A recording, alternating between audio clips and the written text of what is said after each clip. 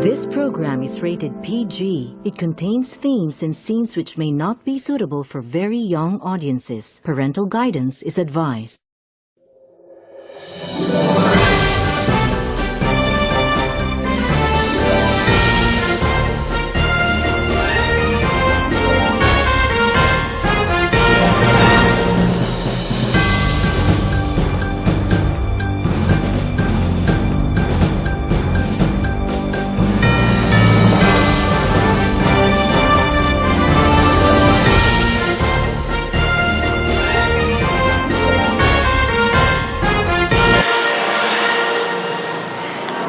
Bringing you the eye of the news for today, I am Andrew Mercado. And I'm Reverend Benoman, And this is iTech News, where all reports are up to the limit.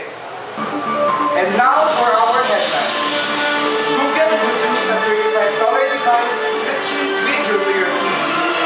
Number of enterprise-grade tablet users has been increased. Lead motion controller is promising but glitch. Samsung Electronics conquer all technologies at home. New PlayStation model has been released. Motion's BlackBerry 10 and new devices. Google brings automatic video search to computers running Chrome. And we will be back. This is iTech News.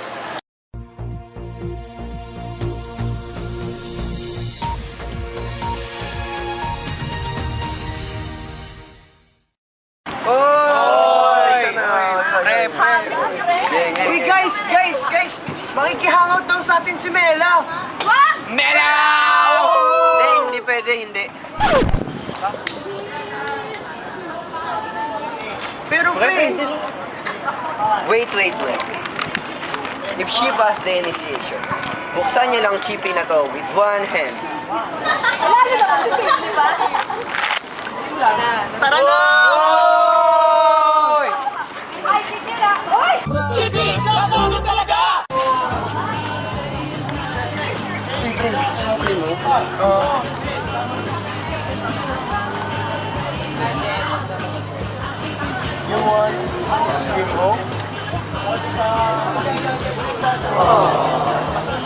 Dreamaholic!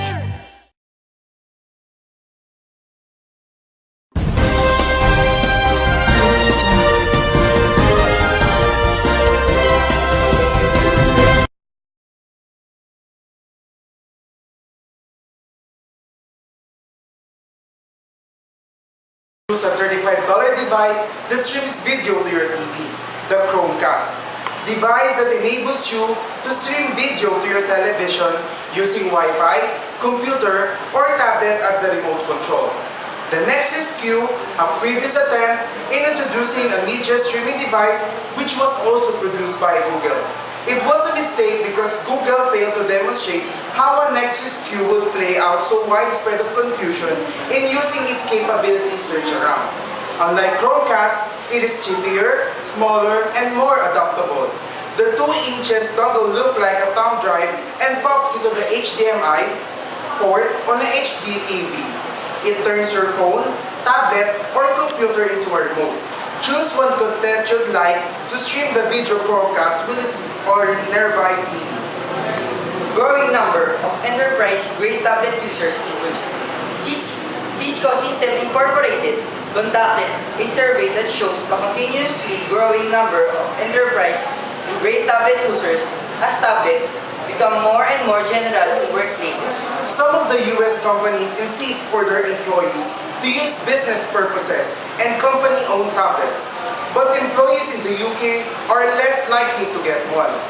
While personal tablet users rapidly increase, employees in businesses use their own device on the job. Here is Mela. Majority of the surveys conducted for business said that a dramatic increase of employees bringing their own devices to work has been seen. About 64% of all the employees in the US use their devices even without permission of their boss. Most of IT business managers suggest that tablets for business use must require the capability of sharing emails and documents. But despite the most experience of managing tablets, IT professionals are most concerned about its security. Policies in concern of assuring the security and improving the use of tablets must be provided according to the IT managers. Thank you, Mela. Meanwhile, with just a wave of your hand, you can explore many applications on your Mac and PC. The Leap Motion Incorporated introduced the new Leap Motion Controller. This Leap technology lets you manipulate computer apps with simple hand gestures. The Leap Motion Controller tracks both hands and all 10 fingers with pinpoint precision and incredible speed. The Leap Motion Controller is light and tiny. It's just 3 inches long and capable of browsing the web. Can be used to draw, to flip through photos, and many more. How's about hearing the people's opinion? What do you think about Leap technology? I think that was incredibly cool. Aside from the latest touchscreen phones like iPhone, Samsung Tabs, and others, this caught my attention because it can be used just by simple hand gestures. This will offer a big help in our industry. And if that happens, nothing more we can ask but to proceed in a greater possibilities. Thank you! Although review shows that the device can be annoyingly sensitive, so navigating with your hands and fingers efficiently could take practice. Others would say that the device is great, but the touchscreen technology already delivers satisfying experience. But despite the negative comments, the company sees a bright future for the Leap technology.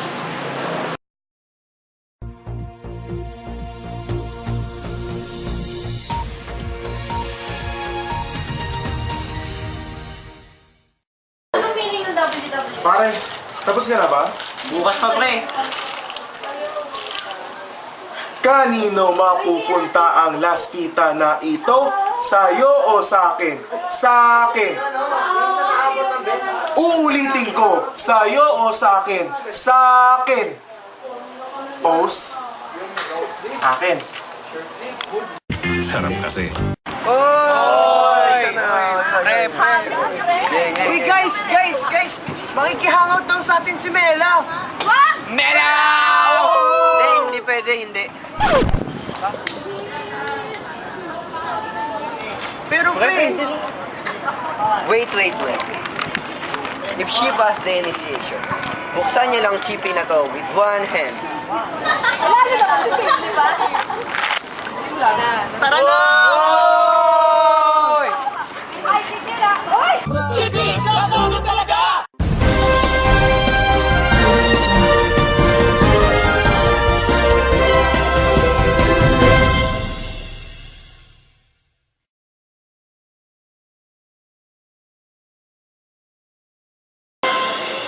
Samsung has been commonly asked if their company can comfort kitchen appliances in the same way it has comfort televisions and smartphones because the conglomerate company being at the top in the sales of televisions and mobile phones. Plans for also being number 1 purveying of home appliances in the market by year 2015. It is an extreme goal for the company, but Boo Kyun-yoon, co-CEO of the Samsung Electronics, believe that they can achieve to be the number 1 for the global consumers by introducing their technology to the kitchen appliances. These are the products that consumers are very emotional about, but there's a lot of room for innovation in home appliances. Yoon says, Sony launched its new and latest PlayStation 4 late Thursday, and long lines of excited gamers hoping to get their hands on the latest console have waited so long for it to be released. Even some people in the front line hasn't slept for a whole day. Game rushed for the games that were released and extra controllers this week. Though, a flag of common issues with the hardware or software might start up and trying to open the console. Watch this. It's whoa!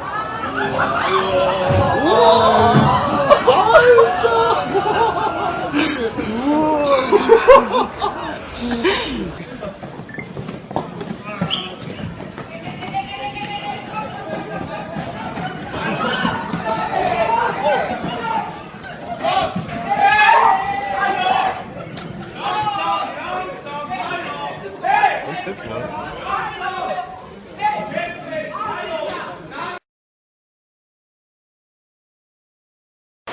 According to Sony, it is possible that the error condition is triggered by anything from the TV compatibility issues to cause anomalies in the PS4 power supply. Other possible causes for the blue light fault alert include broken or loose hard drive connections or software and formatting issues.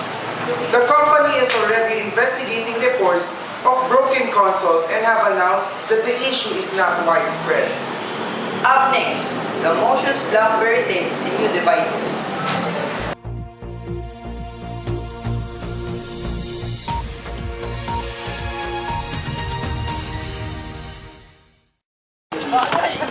Kung di nagka-break noon, walang Andrew Mercado ngayon. Naalala ko pa nun.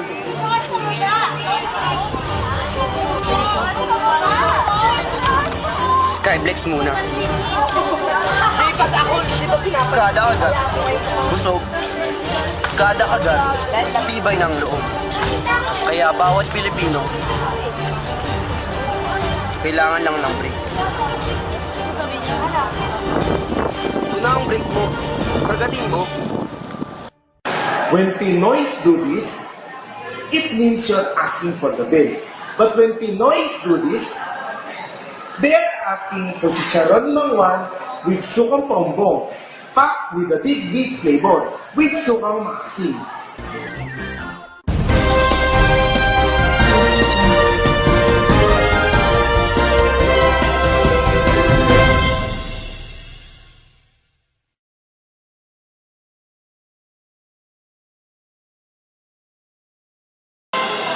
On the other hand, BlackBerry's shake-up claims operating, marketing, and financial chiefs with the company's chief operating, marketing, and financial officers assigned to resign.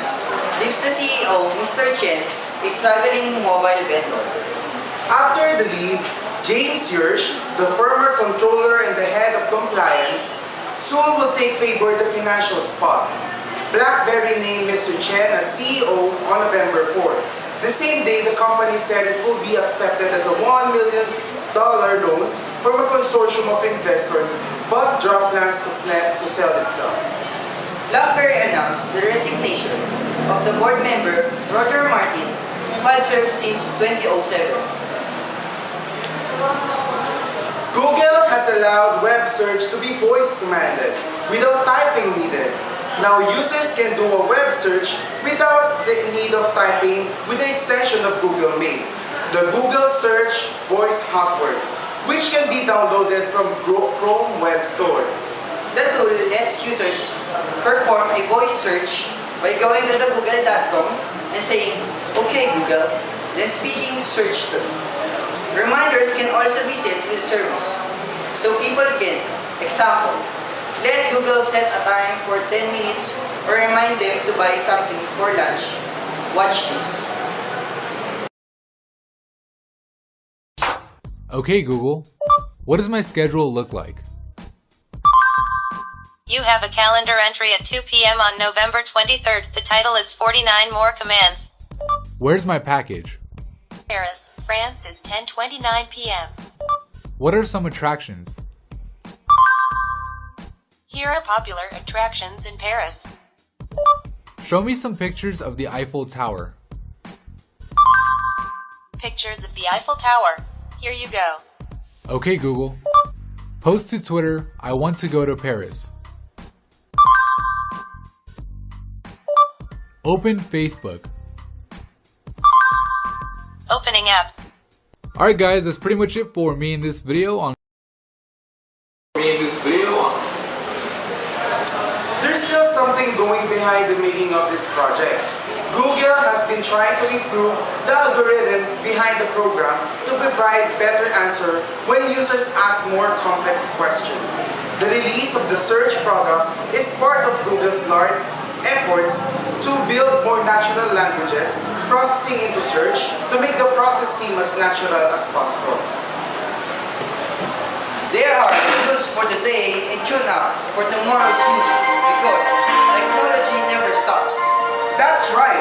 And once again, I am Remery Benoman. I am Andrew Mercado And this is iTech News.